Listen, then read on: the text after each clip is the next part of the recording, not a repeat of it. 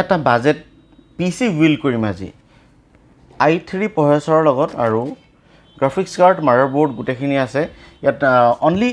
PC-টোহে build কৰিম গুটে ডেস্কটপটো build নকৰো only PC এই PC-টোত থাকিব i3 9th gen প্ৰচেছৰ আৰু 9th gen প্ৰচেছৰ সাপোৰ্ট কৰা এখন গিগাবাইটৰ H310 M.2 স্লট থকা এখন মাদাৰবোৰ্ড আৰু আপুনি SATA SSD ও লগাব পাৰে বা NVMe SSD ও লগাব পাৰে কাৰণ কেলে এই মাদাৰবোৰ্ডখনত M.2 স্লট আছে আৰু 2GB graphics card DDR3 কিংষ্টনৰ RAM এখন আনিছো যদি আপোনাৰ ষ্টৰেজৰ দৰকাৰ ল'ব পাৰে বা স্লিম কেবিনেট ল'ব পাৰে বা এনেকুৱা ধৰণৰ নৰমাল কেবিনেট আজি মই আপোনাক এই গুটেখিনি বস্তু বিল্ড কৰি দেখাম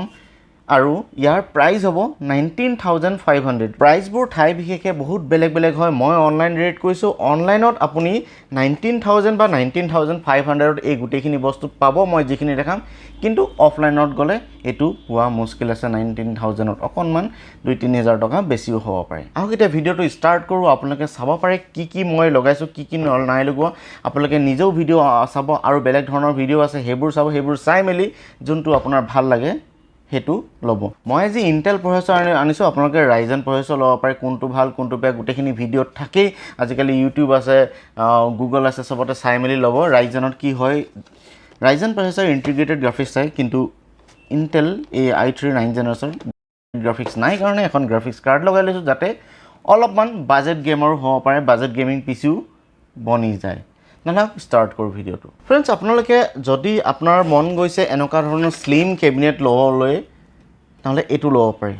এনেকুৱা ধৰণৰ যিবোৰ স্লিম কেবিনেট থাকে 2200 টকাত আপুনি পাই যাব কিন্তু যদি মই যে কৈছো আপোনালোকৰ বাজেটত যদি মিলাব হয় তেনেহলে এনেকুৱা ধৰণৰ এটা কেবিনেট লৈ লব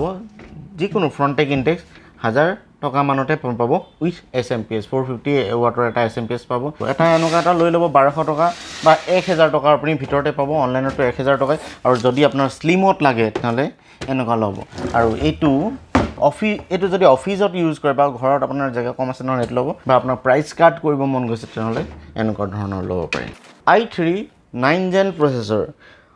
i3 9100FA প্ৰচেছৰটো ইয়াত আপুনি 3.6 GHz লৈকে পাব আৰু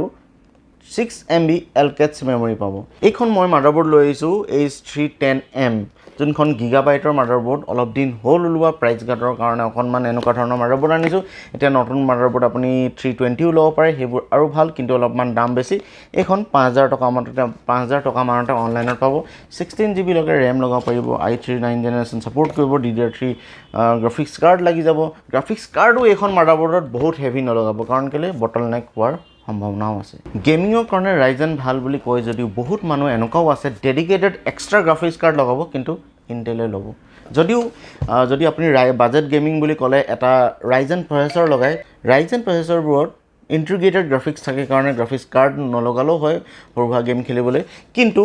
যদি i3 লগাই 9th জেনাৰেশ্যন ইয়াত ইন্টিগ্ৰেটেড গ্ৰাফিক্স নাই কাৰণে এখন ডেডিকেটেড গ্ৰাফিক্স লগাবলগীয়া হৈ যায় জনে গেমিংৰ কাৰণে পিসিটো ইউজ কৰিব অলপ গেমিং কৰিব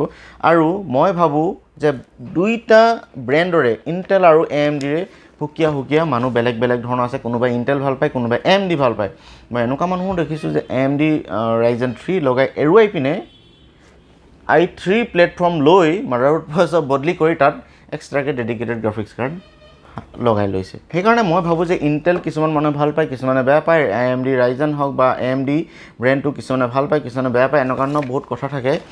বহুতে কিছুমান বস্তু ভাল নাপাব পাৰে কিছুমান বস্তু ভালো পাব পাৰে যদি i3 লগাই গ্ৰাফিক্স কাৰ্ড এখন লগাই লব যদি আপুনি গেম খেলিবলৈ বিচাৰে নৰমাল গেমিংৰ কাৰণে ইমানটা প্ৰবলেম নাপাব গ্ৰাফিক্স কাৰ্ড এখন লগাই লব RAM টো অলপ বেছি বঢ়াই লব SSD এখন লগাই লব M.2 স্লটৰ যদি আপোনালোকে এই প্ৰচেছৰটো লগাই লয় যদি এক্সট্ৰাকে কিনিব বিচাৰে 6500 বা 6300 লৈকে পাব অনলাইনত বা কেতিয়াবা আপুনি তাতকৈ কমতে পাব আৰু কেতিয়া মাদাৰবোৰ্ডখন চাও মাদাৰবোৰ্ডখন অলপ দিন আগৰ কিন্তু আপুনি নতুন মাদাৰবোৰ্ড বহুত বিভিন্ন ধৰণৰ আহিছে যদি মই প্ৰাইস কাৰ্ডৰ কাৰণে এইখন আপোনাৰ আনিছো আজি দেখাবলৈ যিখন মাদাৰবোৰ্ডত M.2 স্লট আছে আৰু দুটা RAM স্লটও আছে মই ওচৰৰ পৰা ভালকে দেখাম আৰু পোৰ্টছ কিনিও আপোনাক ভালকে দেখাই দিম এইখন মাদাৰবোৰ্ডত আপুনি 4টা SATA পোৰ্ট আছে দুখন RAM লগাব পাৰিব আৰু M.2 স্লট আছে 9th জেনাৰেশ্যন প্ৰচেছৰ ইয়াত সাপোৰ্ট কৰিব এখন অলপ দিন আগৰ এতিয়া বহুতখিনি নতুন মাদাৰবোৰ্ড আহিছে যদিও ৰেট অলপ বেছি থাকে এখনৰ ৰেট 5000 টকাতে আপুনি অনলাইনত কিনিব পাব এই মাদাৰবোৰ্ডখন গিগাবাইট কোম্পানীৰ 310M মডেলটো আৰু এইখন যদি আপুনি অনলাইনত আনে ইয়াত ছাপোৰ্ট কৰা ৰেম লাগিব DDR4 হে ল'ব DDR3 নানিব ইয়াত পোৰ্টছো ইয়াত এটা মন কৰিব ফ্ৰেণ্ডছ PS2 পোৰ্ট দিছে আৰু 6টা USB পইণ্ট 2টা USB 3 4টা USB 2 graphics card 710 Galaxy company Nvidia chipset লাগি আছে আপুনি বেলেগ ভাল ব্ৰেণ্ডৰো ল'ব পাৰে এইখন আপুনি 3000 টকা মানতে অনলাইনত পাব মই এবাৰ খুলি দেখাওঁ যে ইয়াৰ কিনো কেনেকুৱা ধৰণৰ ফেন আছে নে হিটচিং আছে ফ্ৰেণ্ডছ ইয়াত ফেন নাই ইয়াত হিটচিঙে আছে ফ্ৰেণ্ডছ এইখনত আপুনি HDMI পোৰ্ট পাই যাব VGA পোৰ্ট পাব DVI পোৰ্ট পাব কিন্তু আপুনি HDMI পোৰ্টত সদায় কাম কৰিব তেতিয়া অলপ ভাল আৰু গেম খেলিলে ভাল পাৰফৰমেন্স পাব ইমানো বেছি আশা নকৰিব এখন 2GB DDR3 710 Nvidia চিপছেটৰ হয় আসলে এখন আপোনালোকে লগাই ল'ব এই মাদাৰবোৰ্ডখনত গিগাবাইটৰ H310M এই মডেলটোৰ মাদাৰবোৰ্ডখনত আপুনি বহুত বেছি গ্ৰাফিক্স কাৰ্ড দামী বা হাই কোৱালিটি গ্ৰাফিক্স কাৰ্ড নলগাব 4GB DDR4 Kingston খুব কমেই দাম এখন 1500 টকাতে আপুনি পাব এনেকুৱা আপুনি যদি দামী ৰেম লগাব পাৰে কিন্তু কম দামৰ ৰেমো এনেকুৱা পাব হেউটো লগাব পাৰিব ধুনীয়াকৈ চলিব আৰু SSD এখন 128GB Kingstonৰ হয় M.2 স্লট লগা এখন NVMe SSD আপুনি এখন কি হয় এখন অকনমান ফাষ্ট কিন্তু অনলি 128GB কিন্তু এইখন লগাই ল'ব 240GB SATA SSD 240GB পাব ইয়াতকৈ দুগুণ পাব 240GB এইখন অলপমান স্পিড বেছি NVMe SSD কিন্তু এইখনো নোডত বহুতে বেছি স্পিড হ'ব আপোনালোকে